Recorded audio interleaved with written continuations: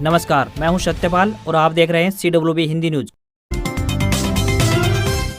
शक संवत 1946 विक्रम संवत 2081 आज मार्गशीर्ष मास के कृष्ण पक्ष की चतुर्दशी तिथि और दिन शुक्रवार है। तदनुसार अंग्रेजी तारीख 29 नवंबर सन 2024।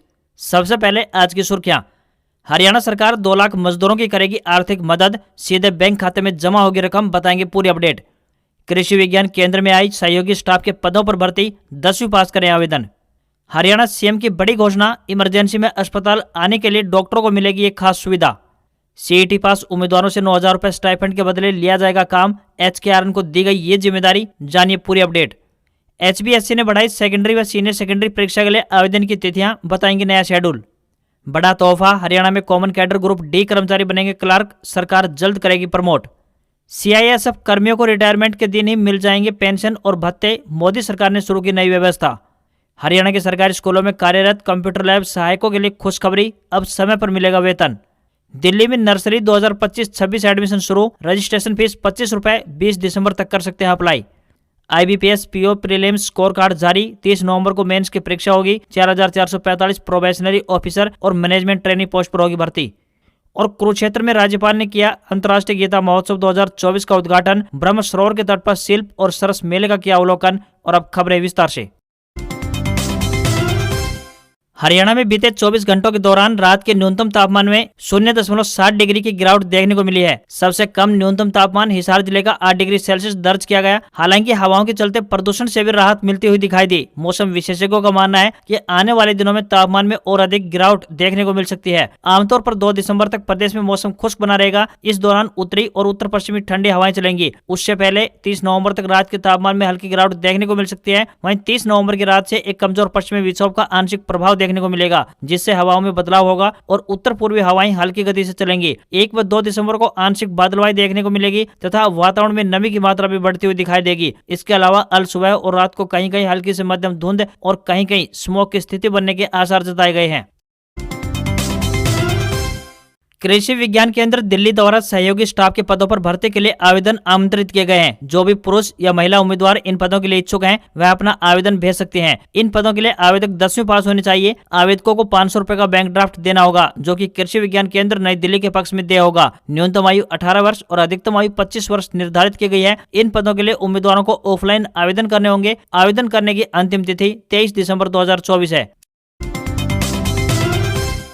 कुरुक्षेत्र में अंतर्राष्ट्रीय गीता महोत्सव 2024 का शुभारंभ हो गया। राज्यपाल बंडारू दत्तात्रेय ने सरस और शिल्प मेले का उद्घाटन किया। कलाकारों ने अपने अपने प्रदेश की संस्कृति के छठा बिखेर कर समारोह को यादगार बनाया। तो वहीं राज्यपाल ने ब्रह्म सरोवर के तट पर शिल्प और सरस मेले का अवलोकन किया। इस दौरान उन्होंने ढोल नगाड़ा पार्टी, कर्तव्य दिखा रहे कलाकार, नृत्य कर रहे कलाकार और बीन पार्टी से बातचीत की। इतना ही नहीं, राज्यपाल ने सरस मेले में जोधपुर से महोत्सव में पहली बार आई शिल्पकार प्रेमवती, भिवानी से शिल्पकार वीरेंद्र, तो वहीं राजस्थान की शिल्पकार अमोलक, हिमाचल हमीरपुर के शिल्पकार मेहर से उनकी शिल्प कला के बारे में विस्तार से पूछा। राज्यपाल ने स्टॉलों पर हाथ से बनी कशीदा कला, हाथों से बने लोहे के बर्तन की प्रशंसा भी की। इसके अलावा देश के विभिन्न राज्यों से आई शिल्प कला को देखकर शिल्पकारों के साथ अपने मन की भावनाओं को भी साझा किया। उन्होंने कहा कि हम सभी के लिए ऐतिहासिक अवसर है। इस शिल्प और सरस मेले की सुंदर और भव्य शुरुआत शिल्पकारों के लिए सार्थक होगी। इस ब्रह्म सरोवर के पावन तट पर दूर दराज से आने वाले लाखों पर्यटकों के लिए एक मंच पर विभिन्न राज्यों के शिल्पकारों और सरस मेले में पहुंचे सेल्फ हेल्प ग्रुप के सदस्यों की कला देखने को मिलेगी। अंतर्राष्ट्रीय गीता महोत्सव 2024 का आयोजन 28 नवंबर से 15 दिसंबर 2024 तक किया जाएगा। मुख्य कार्यक्रम 8 दिवसीय होंगे और ये कार्यक्रम 5 से 11 दिसंबर तक चलेंगे। इस महोत्सव में संत सम्मेलन, दीपोत्सव, गीता सेमिनार, वैश्विक गीता पाठ मुख्य आकर्षण का केंद्र रहेंगे। इन कार्यक्रमों से युवा पीढ़ी को प्रेरणा मिलेगी, तो वहीं प्राचीन संस्कृति से आत्मसात होने का अनोखा अवसर भी मिलेगा। हरियाणा सरकार की तरफ से ग्रुप डी के कर्मचारियों को एक बड़ा तोहफा दिया गया है। सरकार की तरफ से कॉमन कैडर ग्रुप डी के कर्मचारियों को क्लर्क पद पर कॉमन कैडर में ही प्रमोट किया जाएगा। इसे लेकर हरियाणा सरकार जल्द एक अध्यादेश जारी कर सकती है। हरियाणा कर्मचारी चयन आयोग यानी HSSC की तरफ से 2019 में ग्रुप डी में तकरीबन 18,200 उम्मीदवारों का चयन किया गया था और उन्हें ज्वाइनिंग दी गई थी। इन उम्मीदवारों को काम करते तकरीबन 5 साल होने वाले हैं। उम्मीदवारों की तरफ से लगातार प्रमोशन की मांग उठाई जा रही है। जो कर्मचारी बोर्ड निगमों में नियुक्त हुए थे, उनमें से कुछ पदोन्नत पद हो चुके हैं, लेकिन सरकारी विभागों में नियुक्त कर्मचारियों में से एक भी कर्मचारी पदोन्नत नहीं हुआ है। विचार विमर्श करने के बाद यह तय हुआ है कि एक ऑनलाइन टेस्ट लिया जाएगा या टेस्ट हार्टोन द्वारा लिया जाएगा। जो ग्रुप डी कर्मचारी इस टेस्ट में न्यूनतम अंक हासिल करेगा वह क्लर्क पद पर पदोन्नति के लिए योग्य माना जाएगा। कई सालों से हरियाणा सरकार ग्रुप सी का भी कॉमन कैडर बनाना चाहती है, लेकिन अभी तक यह कॉमन कैडर नहीं बन पाया है। अब ग्रुप सी में से क्लर्क पदों के लिए कॉमन कैडर बनाने के प्रस्ताव पर विचार चल रहा है। इसमें खाली पदों में 50% पर डायरेक्ट भर्ती होगी, जबकि शेष 50% पर ग्रुप डी कर्मचारियों का प्रमोशन किया जाएगा।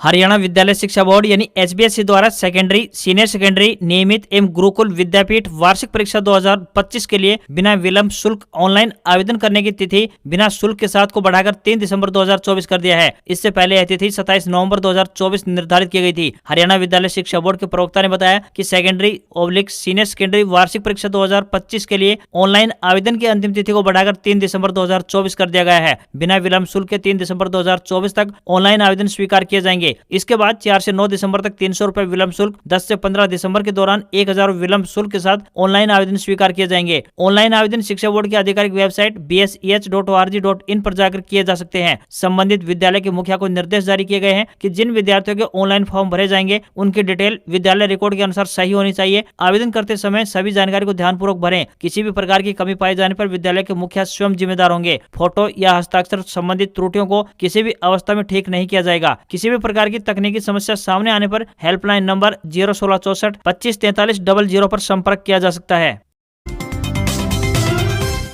हरियाणा के 7 शहरों को integrated command and control centre यानी ICCC प्रोजेक्ट में शामिल किया गया है। इनमें हिसार, पंचकुला, अंबाला, यमुनानगर, पानीपत, रोहतक और सोनीपत जिले शामिल हैं। अपराधों पर नकेल कसने और नागरिकों को सुरक्षा सुविधा उपलब्ध करवाने के उद्देश्य से इन शहरों में 7000 से अधिक कैमरे लगाए जाएंगे। अकेले हिसार शहर में 150 करोड़ की लागत से 1000 CCTV कैमरे लगाए जाएंगे। यहाँ के हर चौक, चौराहे, शिक्षण संस्थान, मंदिर, बाजार, मुख्य सड़क आदि पर इन CCTV कैमरों के जरिए निगरानी रखी जाएगी। सेक्टर 13 के कम्युनिटी सेंटर को कमांड सेंटर के तौर पर विकसित करने पर भी सहमति बनी है। इस केंद्र से कचरा पॉइंट्स और कचरा निस्तारण केंद्र की भी निगरानी सुनिश्चित हो पाएगी। हरियाणा के सीएम नायब सिंह सैनी हिसार के अग्रोहा दौरे पर पहुंचे, जहां उन्होंने महाराजा अग्रसेन मेडिकल कॉलेज में आयोजित कार्यक्रम में बतौर मुख्य अतिथि शिरकत की। इस अवसर पर उनके साथ हिसार से निर्दलीय विधायक सावित्री जिंदल, PWD मंत्री रणबीर गंगवा, पूर्व राज्यसभा सांसद DP वत्स समेत पार्टी के कई अन्य विधायक और नेतागण उपस्थित रहे। महाराजा अग्रसेन मेडिकल कॉलेज पहुंचे सीएम नायब सिंह सैनी ने यहाँ सावित्री जिंदल खेल परिसर और सीताराम जिंदल गर्ल्स हॉस्टल का उद्घाटन किया। इसके अलावा उन्होंने अग्रोहा मेडिकल कॉलेज में कैंसर अस्पताल की मांग मानते हुए कहा कि जब भी कॉलेज कागजात पूरे कर सरकार को सौंपेगा, इसकी मंजूरी दे दी जाएगी। मुख्यमंत्री ने कार्यक्रम को संबोधित करते हुए कहा कि इसके अलावा मेडिकल कॉलेज की जो भी मांगे हैं उन पर विचार किया जाएगा और नियमानुसार उन्हें पूरा किया जाएगा। सीएम ने मेडिकल कॉलेज के लिए 31 लाख रुपए के ग्रांट देने की भी घोषणा की है। अग्रोहा मेडिकल कॉलेज में आयोजित कार्यक्रम में बोलते हुए मुख्यमंत्री ने कहा कि अब इमरजेंसी होने पर डॉक्टर को घर से अस्पताल बुलाने के लिए हरियाणा सरकार अपना खुद का वाहन यानी सरकारी वाहन मुहैया करवाएगी। अब तक इमरजेंसी में डॉक्टर खुद के वाहन से अस्पताल आते थे, ऐसे में उनकी सुरक्षा को लेकर परिवार चिंतित रहते थे, लेकिन अब सरकार एक विशेष वाहन डॉक्टरों को मुहैया करवाएगी, जो डॉक्टर को घर से अस्पताल लेकर आएगा और फिर वापस छोड़ने भी जाएगा। NCR में हरियाणा के 1 दर्जन से ज्यादा जिले शामिल हैं। ऐसे में हरियाणा सरकार ने उन मजदूरों को आर्थिक मदद देने का फैसला किया है जिनकी कमाई ग्रैब का चौथा चरण लागू होने से छिन गई है। दरअसल राष्ट्रीय राजधानी दिल्ली और NCR क्षेत्र में बढ़ते प्रदूषण के चलते ग्रैब का चौथा चरण लागू होने से निर्माण कार्यों सहित कई तरह की पाबंदियां लागू हो चुकी हैं। सूबे की नायब सैनी सरकार में ऊर्जा एवं परिवहन मंत्री अनिल विज ने घोषणा करते हुए कहा कि NCR क्षेत्र में निर्माण गतिविधियों पर लगाए गए प्रतिबंध के कारण प्रभावित मजदूरों को सरकार की ओर से साप्ताहिक निर्वाह भत्ता दिया जाएगा। उन्होंने बताया कि ऐसे रजिस्टर्ड मजदूरों की संख्या तकरीबन 2 लाख है जो हरियाणा के NCR क्षेत्र में आते हैं। उन्होंने श्रम विभाग के अधिकारियों को निर्देश दिए हैं कि वे इस योजना को जल्द से जल्द लागू करें और मजदूरों तक सहायता पहुंचाना सुनिश्चित करें। बता दें कि प्रदूषण को लेकर हुई पिछली सुनवाई में सुप्रीम कोर्ट ने NCR क्षेत्र में शामिल राज्यों को निर्देशित किया था कि वे उन मजदूरों की आर्थिक मदद करें जो निर्माण कार्य रुकने से बेघर हो गए हैं। हरियाणा सरकार ने सुप्रीम कोर्ट के निर्देश पर तत्काल कार्य करते हुए प्रभावित मजदूरों तक योजना का लाभ पहुंचाने की तैयारी शुरू कर दी है। मंत्री अनिल विज ने बताया कि हमारी सरकार की ओर से मजदूरों को साप्ताहिक निर्वाह भत्ता प्रदान किया जाएगा ताकि वे अपनी रोजमर्रा की जरूरतें पूरी कर सकें। यह भत्ता सीधे मजदूरों के बैंक अकाउंट में ट्रांसफर किया जाएगा। सीआईएसएफ कर्मियों के लिए एक अच्छी खबर सामने आ रही है। इन कर्मियों को अब सेवानिवृत्ति के बाद पेंशन व अन्य भत्तों के लिए महीनों तक इंतजार और दफ्तरों के चक्कर नहीं काटने पड़ेंगे। सेवानिवृत्ति के दिन ही सभी भत्तों के भुगतान और पेंशन की शुरुआत के लिए सीआईएसएफ ने ई सर्विस बुक पोर्टल लॉन्च किया है। बता दें कि सीआईएसएफ में 2400 से अधिक कर्मी हर साल सेवानिवृत्त होते हैं। गृह मंत्रालय के एक वरिष्ठ अधिकारी ने बताया कि मोदी सरकार डिजिटल इंडिया इनिशिएटिव के तहत सीआईएसएफ कर्मियों के लिए ई सर्विस बुक पोर्टल तैयार किया गया है। अन्य विभागों के लिए भी इसी तरह से ई सर्विस बुक पोर्टल बनाने का काम जारी है। उन्होंने कहा कि सीआईएसएफ में खासतौर पर दूर दराज के इलाकों में तैनात कर्मियों की सेवानिवृत्ति के बाद भत्ते जारी करने और पेंशन शुरू करने में कई महीने लग जाते थे। विभिन्न विभागों में फिजिकल फाइलों के आने जाने में समय तो लगता ही था, गलती की भी आशंका बनी रहती थी, लेकिन ई सर्विस बुक पोर्टल से सभी विभागों के बीच ई फाइलों का आदान प्रदान आसानी से हो सकेगा। उन्होंने कहा कि मोदी सरकार की इस नई व्यवस्था का लाभ सेवारत कर्मचारी भी उठा सकेंगे। वे भी अपनी सर्विस बुक को ऑनलाइन देख सकेंगे और उनमें किसी भी गलती की स्थिति को समय रहते ठीक करा सकेंगे। हरियाणा सरकार द्वारा सीईटी पास उम्मीदवारों के लिए एक बड़ा ऐलान किया गया है। विधानसभा सत्र के दौरान राज्यपाल बंडारू दत्तात्रेय की तरफ से अपने अभिभाषण में यह घोषणा की गई थी कि सीईटी पास उम्मीदवारों को यदि 1 साल तक नौकरी नहीं मिलती है तो उन्हें अगले 2 साल तक 9,000 रुपए की राशि सरकार द्वारा प्रदान की जाएगी। हरियाणा सरकार ने सीईटी पास उम्मीदवारों को 9,000 रुपए की मासिक 2 साल तक स्टाइपेंड देने की योजना पर मंथन शुरू कर दिया है। हरियाणा कौशल रोजगार निगम यानी HKRN को कहा गया है कि वह इसकी योजना तैयार करे, यानी कि सरकार अगर सीईटी पास उम्मीदवारों को रुपए देगी तो उनसे काम भी लिया जाएगा। हालांकि सरकार की सक्षम युवा योजना भी इसी तर्ज पर चल रही है। कौशल रोजगार निगम को उन उम्मीदवारों की सूची तैयार करने के लिए कहा गया है जो सीईटी पास हैं, लेकिन उनका चयन अभी तक नहीं हो पाया है। ऐसे में अब इसकी पूरी योजना हरियाणा कौशल रोजगार निगम द्वारा बनाई जाएगी।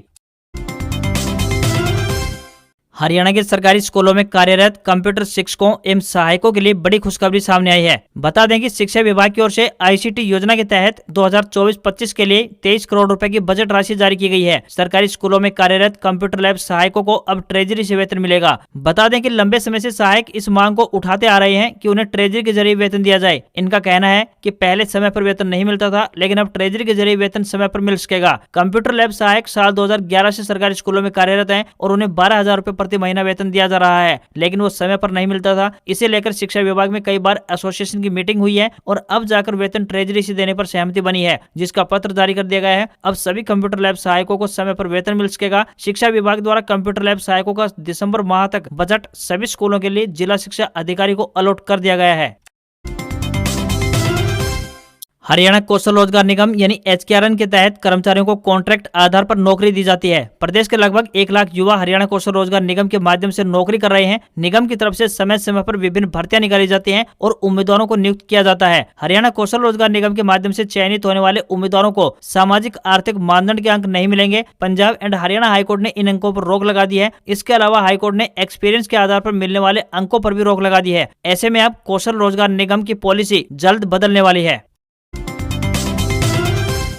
ऑस्ट्रेलिया में 16 साल से कम उम्र के बच्चों के लिए सोशल मीडिया बैन का बिल संसद से पारित हो गया है। पक्ष और विपक्ष दोनों ने इस बिल का समर्थन किया। ऑस्ट्रेलिया ऐसा बिल पारित करने वाला दुनिया का पहला देश बन गया है। बिल के मुताबिक social media platform x, TikTok, Facebook और इंस्टाग्राम जैसे प्लेटफॉर्म बच्चों को अकाउंट रखने से रोकने में नाकाम रहते हैं तो उन पर $32.5 मिलियन तक का जुर्माना लगाया जा सकता है। इसमें माता पिता की सहमति या पहले से मौजूद खातों के लिए कोई छूट नहीं दी जाएगी। कानून बनने के बाद प्लेटफॉर्म के पास प्रतिबंध को लागू करने के तरीके पर काम करने के लिए 1 साल तक का वक्त होगा। प्रधानमंत्री एंथनी एल्बनीज ने भी बिल का सपोर्ट किया। 25 नवंबर संसद में बोलते हुए एल्बनीज ने सोशल मीडिया को टेंशन बढ़ाने वाला, ठगों और ऑनलाइन अपराधियों का हथियार बताया था। उन्होंने कहा वे चाहते हैं कि ऑस्ट्रेलियाई युवा फोन छोड़कर फुटबॉल, क्रिकेट और टेनिस खेलें। ऑस्ट्रेलिया के नक्शे कदम पर चलते हुए ब्रिटिश सरकार भी 16 साल से कम उम्र के बच्चों के लिए सोशल मीडिया बैन पर विचार कर रही है। रिसर्च फर्म रेडशियर के मुताबिक इंडियन यूजर्स हर दिन औसतन 7.3 घंटे अपने स्मार्टफोन पर नजरें गड़ाए रहते हैं। इसमें से अधिकतर टाइम वे सोशल मीडिया प्लेटफॉर्म पर बिताते हैं,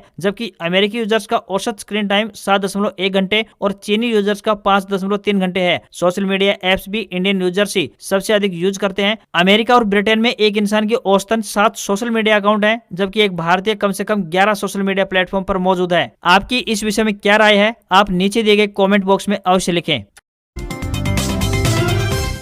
नया महीना यानी दिसंबर शुरू होने वाला है। दिसंबर में बैंकों में 17 दिन कामकाज नहीं होगा। देश में कई जगहों से अलग अलग जगहों पर 10 दिन बैंक नहीं खुलेंगे। इनके अलावा 5 रविवार और 2 शनिवार को भी बैंक बंद रहने वाले हैं। महीने की शुरुआत रविवार यानी 1 दिसंबर की छुट्टी से होगी, तो वहीं 25 दिसंबर को क्रिसमस पर देश के ज्यादातर हिस्सों में बैंक बंद रहेंगे। आप बैंकों की छुट्टी के बावजूद ऑनलाइन बैंकिंग और एटीएम के जरिए पैसे का लेन देन या फिर अन्य काम कर सकते हैं। इन सुविधाओं पर बैंकों की छुट्टियों का कोई असर नहीं पड़ेगा। दिसंबर 2024 में शेयर बाजार में 10 दिन कारोबार नहीं होगा। इसमें 9 दिन शनिवार और रविवार को कारोबार नहीं होगा। इसके अलावा 25 दिसंबर को भी शेयर बाजार बंद रहने वाला है।